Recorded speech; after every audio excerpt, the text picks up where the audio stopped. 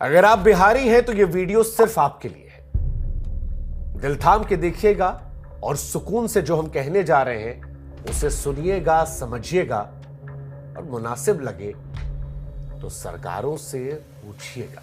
बिहार में रामविलास पासवान के बेटे को क्या मिला? केंद्र में मंत्री बनाया गया ना। जीतन राम मांझी जी के बेटे को क्या मिला? बिहार सरकार में मंत्री बनाया गया। लालू जी के 2 लड़का, क्या मिला? बड़ा वाला डिप्टी सीएम और दूसरा वाला वन मंत्री बन चुका। चले नीतीश कुमार जी को क्या मिला? अरे बहुमत किसी का भी रहा हो, मुख्यमंत्री नीतीश कुमार रहे। सम्राट चौधरी विजय सिन्हा को क्या मिला?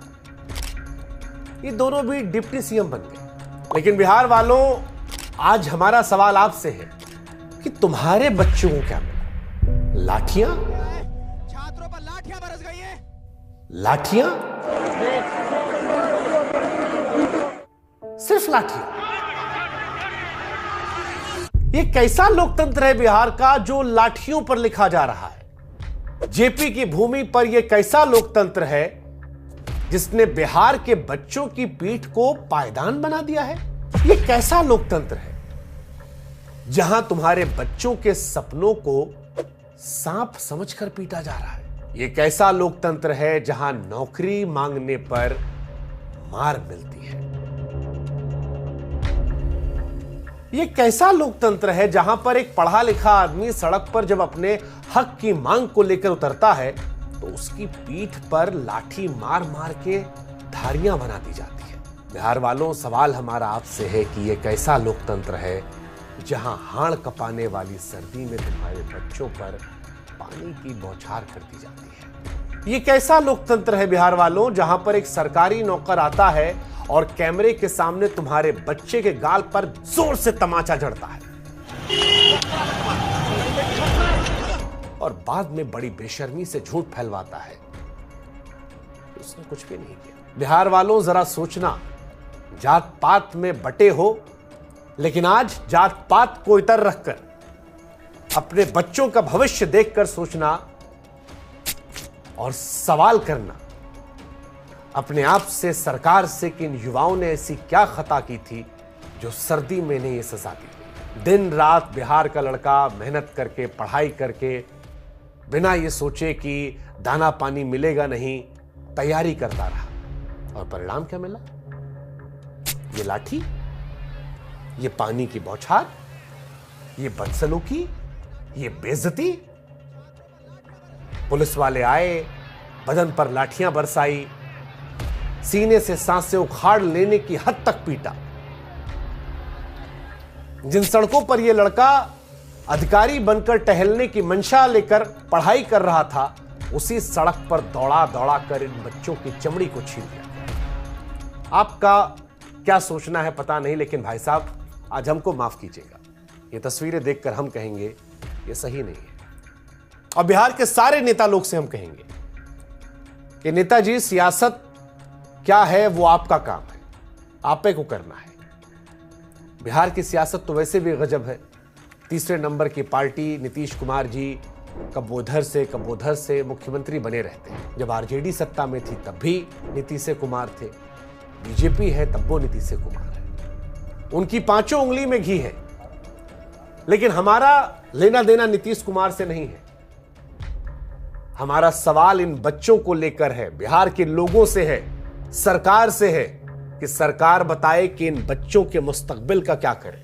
सरकार बताए कि इनके मुकद्दर में यह मुकाम आखिर क्यों रचा गया, क्या कसूर था इनका। खैर, जो लोग नहीं जानते कि बिहार में क्या हुआ था, हम बताते हैं। बिहार में इस साल विधानसभा का चुनाव है। मुद्दों को गरमाने के लिए जतन किए जा रहे हैं। राजनीतिक पार्टियां इसमें चूकना नहीं चाहती हैं। बिहार लोक सेवा आयोग, जिसे बीपीएससी कहते हैं, वो भी इसी वजह से निशाने पर है। 18 साल से शासन कर रहे नीतीश कुमार ने इसे अनदेखा करते हुए आयोग को निशाना बनने दिया। 70वीं प्रारंभिक परीक्षा को लेकर परीक्षार्थियों ने आंदोलन की राह पकड़ ली है। उनकी मांग है कि पूरी पीटी परीक्षा जो है रद्द कर दी जाए। बच्चों का यह मांगना है कि एक एग्जाम हो, एक साथ नतीजे आए। अब ये क्यों मांग कर रहे हैं, इसके पीछे भी वजह है। दरअसल पीटी के पेपर लीक होने की अफवाह बापू सेंटर से उड़ी थी। परीक्षार्थियों को पेपर थोड़े अंतराल में 2 बार बांटे गए। कहा गया कि सेंटर पर कुछ पेपर जो थे वो कम पड़ गए, ऐसे में दूसरे केंद्र से पेपर मंगवाने पड़े। लड़का लोग को लगा कि कहीं बेईमानी ना हो जाए। खबर वायरल होती गई। बच्चे अपने भविष्य को लेकर डरे हुए थे और इसी वजह से परीक्षा का बहिष्कार करते हुए हंगामा करने लगे। इसी हंगामे के दौरान पटना के डीएम चंद्रशेखर सिंह ने एक परीक्षार्थी को थप्पड़ जड़ दिया। हंगामे के चलते बापू सेंटर की परीक्षा रद्द हो गई। यहीं से मांग उठी कि पूरी पीटी परीक्षा जो है रद्द कर दी जाए, लेकिन सरकार ये नहीं चाहती थी। अब सवाल यह है कि सरकार छात्रों के मन में जो सवाल है, जो शक है, उसको दूर करना क्यों नहीं चाहती थी। अगर सरकार को लग रहा था कि उनके मन में जो है वो सही है, तो छात्रों को इस कदर भरोसे में क्यों नहीं लिया गया कि आंदोलन बंद हो जाता। और ये पहली बार भी तो था नहीं। लेकिन क्योंकि इस बार 2025 में बिहार में चुनाव है, छात्रों को सड़कों पर देखकर कई राजनीतिक दल थे जिनकी भी लाल टपकने लगी। सरकार बनाने की इच्छा मन में जागने लगी। वो भी आ गए। प्रशांत किशोर का एक नाम सामने आया। नई पार्टी बनाकर सियासत में उतरे प्रशांत किशोर भी छात्रों को अपने साथ लाने की कोशिश करने लगे, उनके प्रदर्शन में शामिल हुए। लेकिन पुलिस ने जब लाठी चार्ज किया तो लाठी प्रशांत किशोर की पीठ पर नहीं पड़ी। मार खाने के लिए बिहार का लड़का लोग भाग रहा था। पानी की बौछार प्रशांत किशोर पर नहीं पड़ी। पीठ को पायदान प्रशांत किशोर के नहीं बनाया गया। नीतीश कुमार जी का लड़का, लालू जी का लड़का, पासवान जी का लड़का, मांझी जी का लड़का, प्रशांत किशोर या जितना नेता बिहार का है XYZ, किसी के पीठ पर पुलिस ने लाठी मार मार कर धारी नहीं बनाया। धारी बिहार के लड़का की पीठ पर बनी। और बच्चों जिनकी पीठ पर लाठी की धार बनाई गई, वो पुलिसिया कार्रवाई ये बताती है कि सरकार में बैठे लोगों का पुलिस तंत्र पर नियंत्रण नहीं है। क्योंकि स्थिति ऐसी नहीं थी कि लाठी चलाने की नौबत आती। ये समझने में देर नहीं लगनी चाहिए कि ऐसा करवाया गया। ऐसे लोग तंत्र पर हावी हैं जो इस मुद्दे को तूल देना चाहते थे। सरकार चाहती तो शुरुआत में ही समाधान का इरादा जताकर आंदोलन को भड़कने से रोक सकती थी। जब समस्या सिर पर चढ़ी तब परीक्षार्थियों के प्रतिनिधियों की बात भी हुई थी। उप मुख्यमंत्री सम्राट चौधरी ने मुख्यमंत्री से बातचीत के बाद बयान दिया कि सरकार जल्द ही समाधान निकालेगी। कहा कि मुद्दा बनाओ अभियान का हिस्सा है। एनडीए सरकार आयोग की स्वायत्तता में दखल नहीं देगी, जैसा पिछली सरकारें करती आई हैं। राजनीतिक बयानबाजियों का दौर चला, लेकिन सरकार को भी अपने गिरेबान में कम से कम एक बार तो झांकना चाहिए, और आयोग को भी, क्योंकि बीपीएससी में यह कोई पहला विवाद नहीं है, बल्कि विवादों से बीपीएससी का गहरा नाता रहा है। उदाहरण के तौर पर साल 2023 में प्रारंभिक परीक्षा के पेपर लीक होने का मामला सामने आया था। 56वीं 59वीं परीक्षा में भी गड़बड़झाले की खबर आई थी। तब घूस लेकर डीएसपी बनने का केस खुला था और मुकदमा भी दर्ज किया गया था। बीजेपी के विधान पार्षद रहे आयोग के सदस्य रामकिशोर सिंह 30 लाख रुपए लेकर नौकरी देने के मामले में घिरे थे। 2017 में लेक्चरर की बहाली में खूब अनियमितता हुई थी। ऐसे अभ्यर्थी भी चुने गए थे जिनके पास निर्धारित पात्रता नहीं थी। यहां तक कि इंटरव्यू नहीं देने वाले भी यहां सेलेक्ट हो गए थे। लिस्ट यही नहीं थमती है, बीपीएससी के साथ जुड़े विवादों की लिस्ट आगे भी है।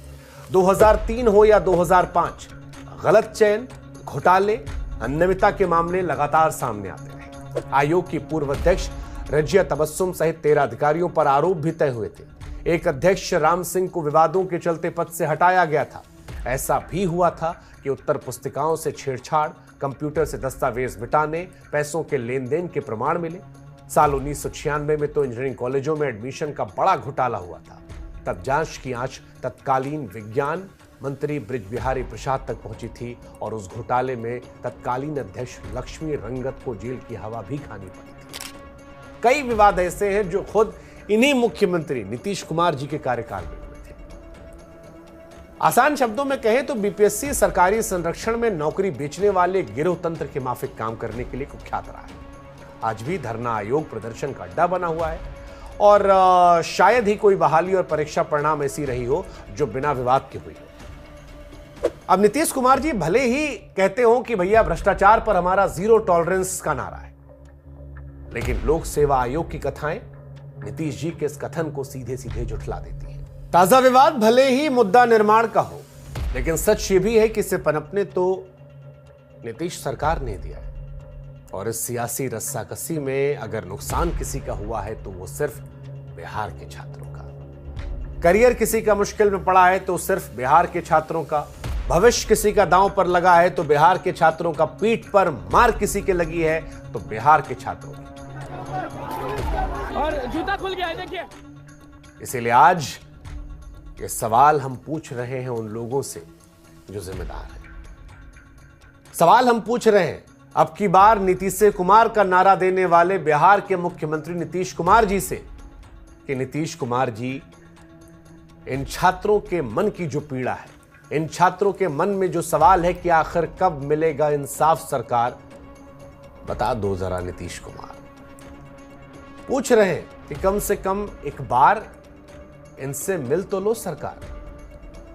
कब मिलोगे ये बता दो नीतीश कुमार, क्योंकि ये लड़के हैं इंसाफ के हकदार। जरा बता दो इनको इंसाफ कब मिलेगा सरकार। और हां, याद रखिएगा कि सरकारें तो आती जाती रहती हैं। सरकारों को बनाने बिगाड़ने का सारा जिम्मा जो होता है वो नौजवानों पर ही होता है। यूं ही किसी सयाने ने नहीं कह दिया था कि जिस ओर जवानी चलती है उस ओर जमाना चलता है। कहीं ऐसा ना हो कि इस दौर का नौजवान मौजूदा सरकार का जमाना बदल दे।